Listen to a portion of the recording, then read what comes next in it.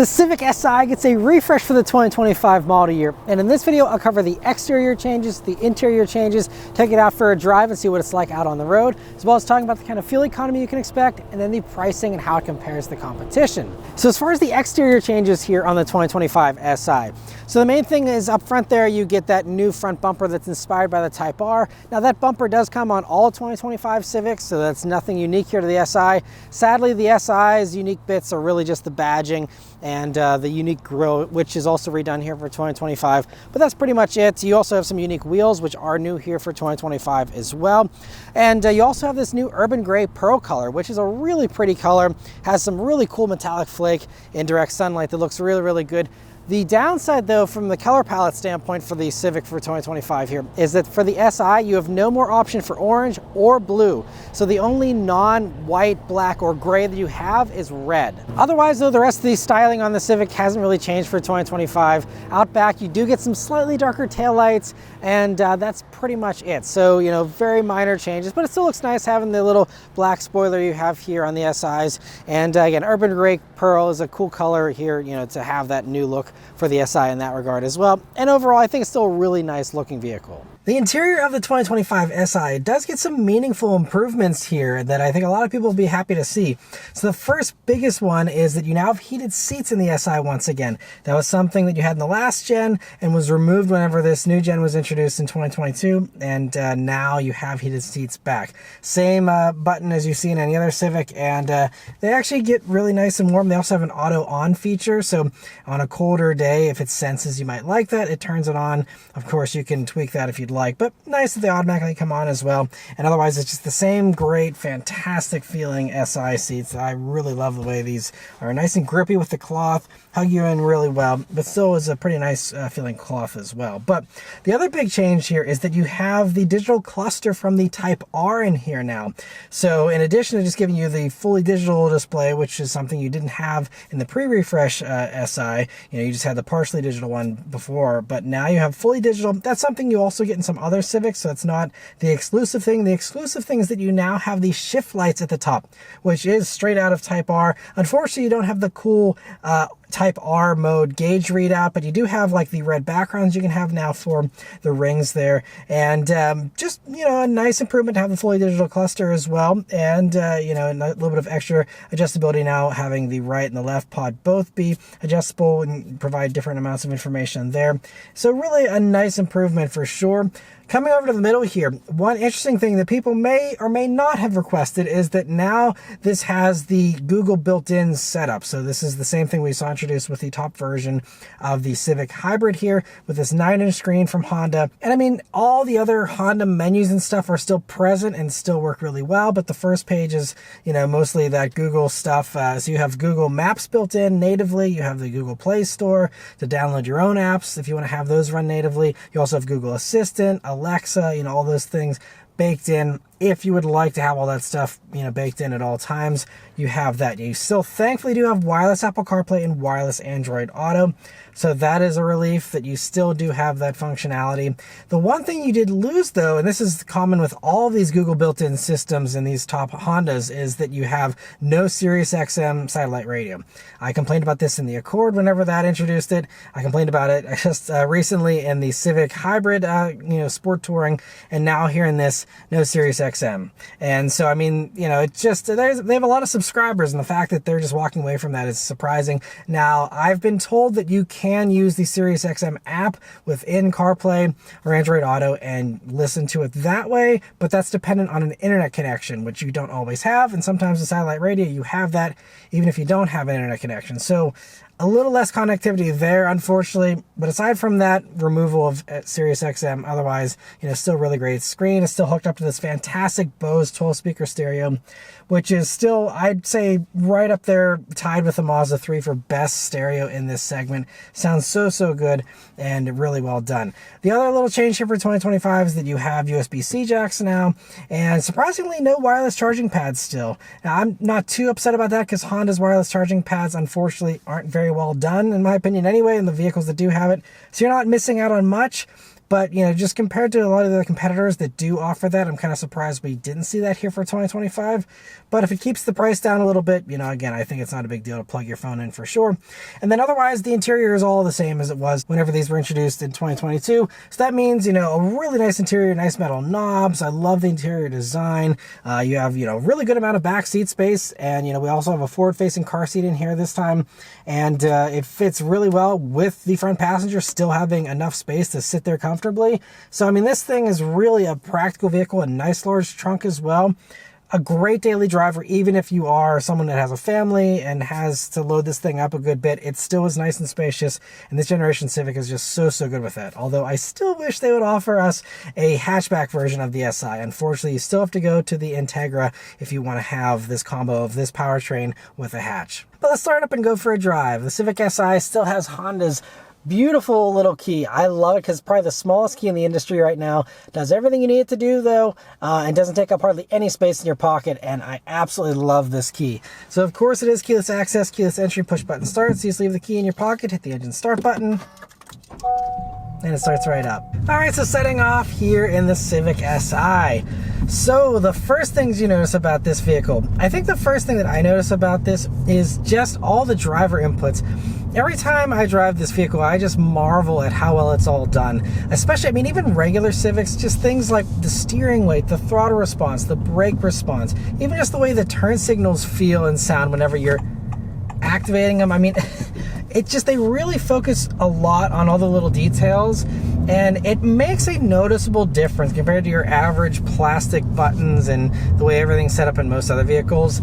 The Honda just has a more tactile feel, a little more resistance in all the right ways, and just feels so good.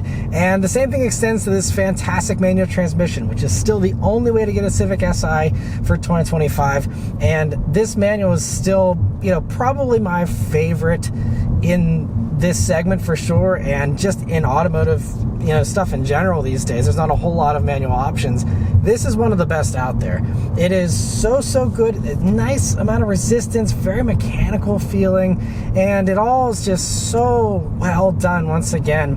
Another thing I really always loved about these is the fantastic visibility. Nice thin A-pillars, very easy to see around, very easy to park, of course, being a nice small vehicle, and just really well done as far as all that goes. They also had some meaningful improvements to not only safety, but also to the ride quality here for 2025. So we have some new reinforcements at the lower part of the B-pillar and the rear door sills. And that was to help it perform better in the side impact crash testing, which has been amped up to be a little bit more intense to accurately reflect the large vehicles around us these days.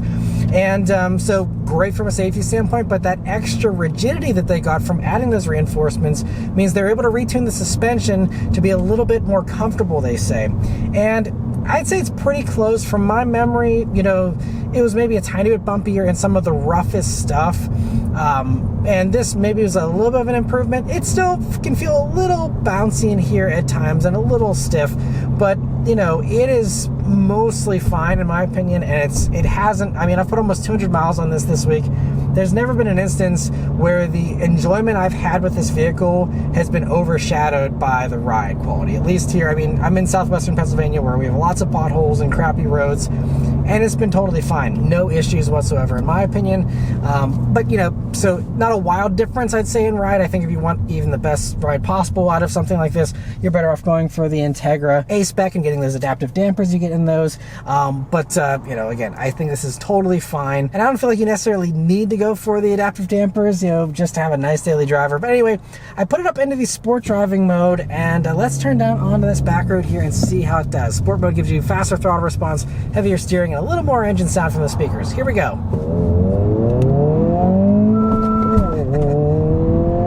Get the buzzer to go with the shift lights there. And I also, some of that is piped in, but it does sound good, and it reminds you of those old Hondas that we've all loved and dearly miss, you know, with the lack of VTEC and all that these days. But anyway, we still have the same powertrain as before. It's the 1.5 liter turbocharged 4-cylinder engine. It does 200 horsepower still, 192 pound-feet of torque. 0 to 60 is about 6.6 seconds is what the pre-refresh got, and there should be no change here for 2025. And, you know, I'm really conflicted on the power thing because they really, I think, needed to increase the power a little bit, considering the hybrid Civic now does an almost half-second faster 0 to 60 and does give you more torque than this for basically the same money, by the way, while getting way better fuel economy. I'll talk more about how it compares to the hybrid a little bit later in this video. But you know, I would have thought they would have given it just a little bump. Come on, 10 horsepower, 15 horsepower. Would that really kill them? You know, I don't know. It's kind of a shame that they just refuse to compete in the horsepower realm. I'm not expecting 300 horsepower. That's what the Type R is for. But it would be nice to just have a little bit, just a little bit more, just to at least make it so this is an even tie in a drag race compared to the hybrid version.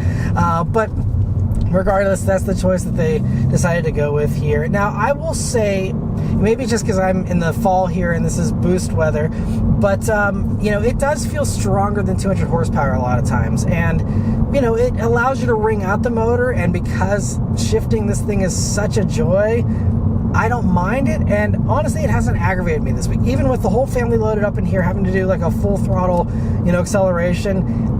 It doesn't feel fast, but it's still fun. Even my toddler commented like, "Ooh, that was fun doing the acceleration." Like, it still gives you some fun vibes. It's just, you know, not as much as all the other competitors really. But anyway, counting up some corners here that I always take, and let's see how the SI handles.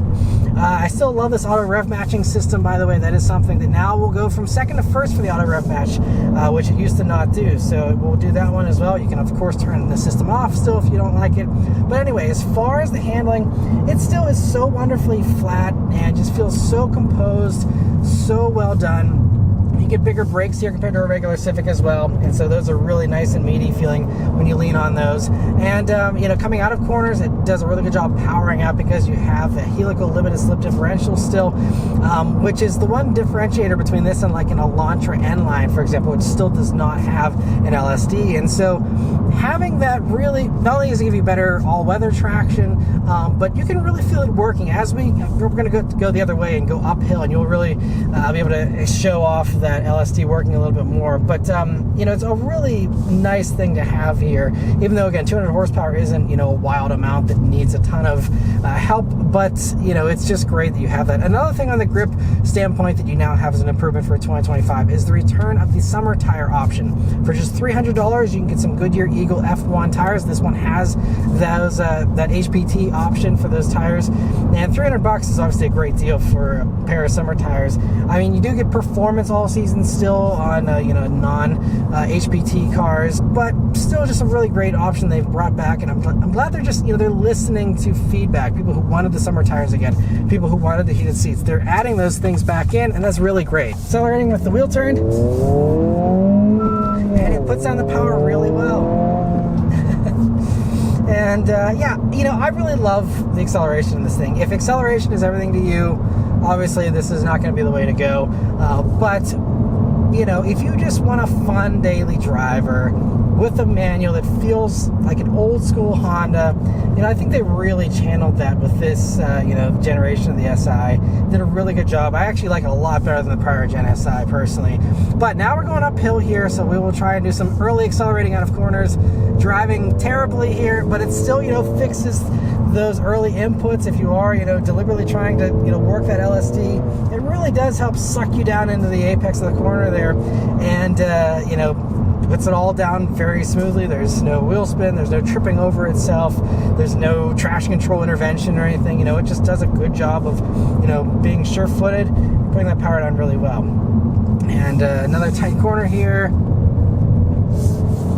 And you know, this turbo motor too, it gives you some nice punch down low to help power out of corners, even if you're not sitting at some super high RPM. But just to really exaggerate here, we'll go down to second and punch it coming out of this corner, which usually generates understeer, and it's so neutral. You know, you don't have it pushed really. It's really, really well done. And I mean, this is no new revelations. Again, nothing has really changed as far as that goes. Surprisingly, at least according to Honda, even the curb weight has not changed. It's still quoted on the spec sheet for 2025 as 2,952 pounds, which again, these days is also so wildly impressive. But I kind of doubt that it gained no weight whatsoever. I mean, you know, all the tech stuff and the heated seats probably don't weigh that much, but, you know, adding in those reinforcements to the B-pillar and the, you know, door sill area there, that had to have weighed more than 1 pound. So I just don't know if they didn't bother to reweigh this for the spec sheet, or if there's an error there or what, but, you know, I mean, I don't think it's gained a bunch of weight, but, you know, I wouldn't be surprised if it's a little closer to that 3,000 pound mark. But again, we're under 3,000 no matter what. So probably not worth mentioning, but just wanted to point out that one thing was a little strange to me. But, you know, and then you can pop it out of the sport mode, go into normal mode and calm everything down. There is also the individual mode still, so that'll allow you to have, you know, things set up differently. So if you like some of the sports stuff, but not all of it, you know, you can kind of pick and choose your best parts there that you like. And you know, it's just been a really nice daily driver. Again, I've put almost 200 miles on this vehicle this week, and I love driving it. I had 2 press vehicles this week, and the other one wasn't very exciting, but I just wanted to drive this all the time. I just wanted to live with this vehicle. I wanted to just drive it more and more. And it's just, you know, because of the manual and because of how well everything is done, it never gets old to me. It's, you know, I mean, again, if you are someone who's power hungry, you know, you might get tired of it. I mean, there are aftermarket solutions for that if you want to boost the power, but I don't, there's this weird, and I grappled with this the last time I had a Civic Si for a week, where it just has an intangible quality. I can't put my finger on it. I can't explain it. I can't back it up with data or with anything else, but there's just a feel to this car that is just so satisfying to me, at least. Definitely take one of these for a test drive, even if, you know, on paper the spec sheet doesn't seem impressive. Even if you're like, is this, you know, too slow, too whatever, try it. Just try it. If you just test drive it, I think it would actually convince a lot more people that probably would immediately dismiss it, you know, on the basis of its specs. But when you drive one of these, there's just, again, this quality that I can't really put into words. It just feels good, and in my opinion feels better than the others. There's some secret sauce to the way everything's set up that just really makes this feel a cut above the rest, in my opinion. And so it makes me willing to overlook, you know, the lack of power compared to the competitors, and the lack of some features maybe even compared to some of the competitors, just because it's so good to drive. And now we're out on the highway here in the Civic Si, and it's a really nice highway cruiser. I mean, obviously, yes, it's a little noisy. We're talking about a regular compact car, you know, nothing that's going to be super luxurious, but it's a fine highway cruiser. And honestly, I think it actually soaks up the bumps on the highway a little bit better for 2025 than the previous pre-refresh. Yeah, just, you know, a nice cruiser, even with, you know, noisy 18-wheelers right next to us here. And one other really cool thing is you have all the safety equipment as standard for 2025, and it's also been improved. So the cameras now have a better, wider field of view, so they can now pick up motorcycles and bicyclists better, as well as pedestrians. And they also said that the adaptive cruise control system and the lane keep assist systems both are a little smoother with their operation here. And so I do have the adaptive cruise control system on with the lane keep assist and all that, and it is still a hands-on system. We are coming up to a gentle corner here, and again, we have lots of traffic around us, but I'm just going to let it do most of the steering for me here and see how it does. So it is, I don't know if I'd call this smooth, honestly. I mean, we do have direct sunlight here, but it was kind of ping-pong in there for a second. Okay, so now, yeah, I mean, it's not going over the lines or anything, so it is being safe, but the fact they had announced in the press release it's smoother, and then it just was a little bit iffy with sawing at the wheel there for a split second. You know, obviously still maybe some work to be done there, but I mean, it still is a nice system. And again, this is a driver's car. You most likely aren't even using these features, but if you do happen to want to use them, you know, it is just nice that it is, you know, pretty well done here. It's funny, it just gave me a lane departure warning, even though it's the one that is doing the lane keeping here. That was funny. But anyway, I do like how it will visualize on the gauge cluster here exactly what it sees in front of me. It shows an 18-wheeler on the little display here. And, you know, it's just very, I guess, reassuring knowing that it's seeing what you're seeing. And that's something other companies, of course, do as well. But it's just nice. That's something that a lot of other mainstream companies don't do. and so really happy that we have that. And but yeah, I mean, blind spot monitoring, rear cross traffic alert, automatic emergency braking, all those things, are standard here for 2025. And it's also just great that they did make those safety improvements, like I mentioned earlier, with the reinforcements there. And that combined with the other really just top-notch stuff we already had in the 2022 Civic that carries over here, like this, ACE body structure that Honda, really focuses on not just the crash prevention, but also, the crash performance if a crash actually ends up happening. That's something other companies don't really talk about a whole lot, and I love that Honda does focus on crash performance as well, and they have like a unique airbag design that kind of cups your head a little bit better to reduce traumatic brain injuries in the event of hard frontal collisions and stuff. And so those things to me are getting more and more important as we're dealing with vehicles around us that are 7, 8, 9,000 pounds, all these cyber trucks on the road and stuff, to be in something that's 3,000 pounds. It's good to know that even though physics might not be on your side in all the ways, you have a lot of really cool innovations and enhancements here to help this to do as best as it possibly can for a vehicle that weighs 3,000 pounds. And again, it's such a joy, and it is, such a safe vehicle. It's, by the way, one of the few that still is a top safety pick award winner here for 2025, with a lot of the others falling off with these more difficult tests that we have here that the IHS has introduced recently. So, I mean, it's still a very, very safe vehicle, and one that, despite it being, small, I would happily daily drive one of these and still feel very safe doing so. Now, as far as fuel economy goes here, these are rated at 27 mpg in the city, 37 on the highway, and 31 combined. And my driving was, I'd say, more suburban around town. I mean, I did do some highway driving, a decent amount, but I would not say it was even 50-50 with the split. And I'm getting 32.1 mpg. I am really impressed with that. I was hitting 30 mpg in some slightly colder weather whenever I had the 2022 for a week. And I'm even doing better than that now. And that is really impressive for a manual transmission, fun little vehicle like this. You're going to get a lot better fuel economy in this compared to some of the others out there, especially stuff like the WRX with its all-wheel drive and all that. And so 32 mpg is great. The problem is that the Civic Hybrid exists, which again, aside from losing the manual, doesn't really give you too many compromises. Yes, you don't have the limited slip diff. You don't have the bigger brakes. But, it still is most of the same fun as this, and actually more fun in a straight line because it's got that, extra punch of, the power. And so, those are really close in price to this, and I was getting like 50 mpg in the Civic Hybrid just a few weeks ago. And I mean, it comes down to your commute and how much you must have the enhancements of the SI here.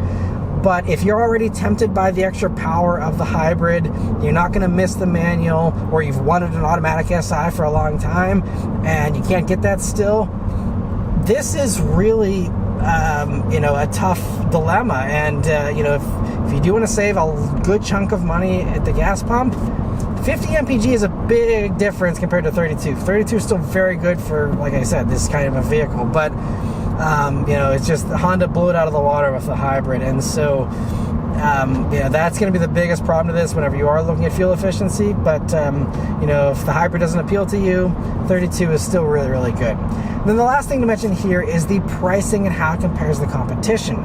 So as far as pricing goes, these start at $31,000, and then this one is about $31,800, thanks to this Urban Gray Pro Color being a few $100 extra, and the $300 tire package here for the summer tires. So yes, that is more expensive than it was before. It has crested over $30,000 now for these. But to me, you have some really nice improvements here with the heated seats, the digital gauge cluster, some nice touches that I think are probably worth the slight bit of extra money here for these. But as far as how the Civic Si compares to the competition, that is depending on what you want exactly. Obviously every vehicle is priced so that there's a certain niche for all of them, really. But the biggest competitors to this, I think, first off, again, let's talk about Civic Hybrid briefly again. because those are, you know, actually about $1,000 less for the Sport Hybrid, which does give you a few less features. Like you don't get the 9-inch touchscreen like you get here in this, and you know, one or two other little things you're missing out on. But it gives you like the moonroof and heated seats and stuff, so it's not really much of a downgrade. And you know, so I think that even that you're undercutting this, and you can get it with a hatchback option, which you can't get here for this, like I mentioned earlier. And so, you know, I think that hybrid could be a slightly better value. And again, you're saving money on gas too, so it's a better value in that way too. And then even if you go up to the Sport Touring, the top version of the Civic Hybrid, if you must have this 9-inch screen and the Bose stereo, you know, that also gives you leather, which you can't get here in this, and you know, one or two other little features. But you know, that's just, it's one that's definitely worth considering. But if you're looking at stuff beyond Honda, or you just want to stick to stuff that has a manual and is, you know, a little bit sportier, you know, the other value play is going to be the Elantra N-Line, which even here, you know, I think prices will change a little bit for 2025, but for 2024 here, it's basically about $2,000 less than this. Now you lose the limited slip diff, but you do get the bigger double 12.3-inch screens in that, and you know, the same horsepower as this, but that also does only come with the dual clutch automatic. So if you're someone who wants the dual clutch, it's great that that offers it and this doesn't, but there's no manual sadly anymore for that Elantra N-Line. But the flip side of the Elantra equation is that there is the Elantra N, the full-blown N version, for just about $3,000 more than this. That does come with a manual transmission, and that Elantra N gives you 276 horsepower for just $3,000 more. 276 horsepower. You have adaptive dampers, so you have that ride customization you lost here with the SI with this generation. You have the active exhaust that sounds fantastic. It crackles and pops if you wanted to. You can also have it nice and quiet if you want. It's great that it has all those different modes. Again, you get the double screens there, and then you also have some sportier seats in those as well, which are still comfortable, but a little bit more aggressive than these ones. And I love Elantra N. I just spent a week with one earlier this year, and it's fantastic, and it's only $3,000 more. If you truly are about the performance, you know, again, yes, the turn signals don't feel as good, and you know, the shifter doesn't feel as good in the Elantra N as it does here in this. But you know, if you're someone who either cares about straight line performance or you just want all this extra performance stuff, Elantra N is just going to run circles around this thing, and it's only $3,000 more. So, you know, that is really the biggest problem for this vehicle, in my opinion, is that Elantra N just being fantastic, and it is still so gratifying to drive, so much fun. Again, not as nice of an interior, you know, this has more metal and stuff, so it just comes down to, again, your priorities. But if your priorities are performance first and foremost, you'd be crazy to go for this over the Elantra N. You know, it's $3,000 more. It's not going to be that big of a difference.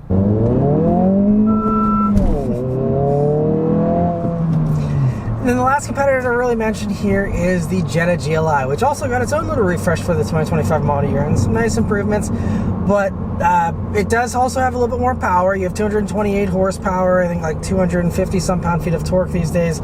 So that is going to feel a little punchier. That also gives you a limited slip differential and also gives you adaptive dampers. So kind of, I think GLI is almost where a lot of people wish SI had gone. Now, one thing about Jetta GLI is, you know, you do have a 1-inch smaller touchscreen. The tech is not as good as this, in my opinion, as far as that goes. You also do have not as good of a stereo, in my opinion, compared to this. And so, yeah, there's a few minor little things, but I think Jetta GLI is really impressive. The only problem is it is about $2,000 more expensive than this. But, you know, if you do want the extra power with the limited slip diff, and, you know, you want the extra little niceties there of the Jetta GLI, you know, that could be another one that isn't a good option. Now, I will say also, though, like the shifter doesn't feel nearly as good. I actually don't like Volkswagen shifters very much. This is a lot better. All the inputs are a lot more well done, in my opinion. So, you know, it's not like a great competitor, but I do think that it is one that's worth considering, again, especially if you wish you had more power in an SI and, you know, you just had a little bit more of an advancement than what the SI brings. But it's hard to argue with a Honda manual, that Honda zing of their motors, and just the way everything is so nice and tight and so well done. Even with 200 horsepower, this thing is a blast, and I think actually competes very well with those competitors, even though on paper it seems like it really doesn't. So anyway, that's all of my thoughts here on the 2025 Civic Si. Let me know your thoughts on it in the comments below. Huge thanks to Honda for providing me here with this vehicle to review for you guys today. Please leave a like and subscribe to keep these videos coming, and I'll see you guys in the next one. Thanks for watching. Take care.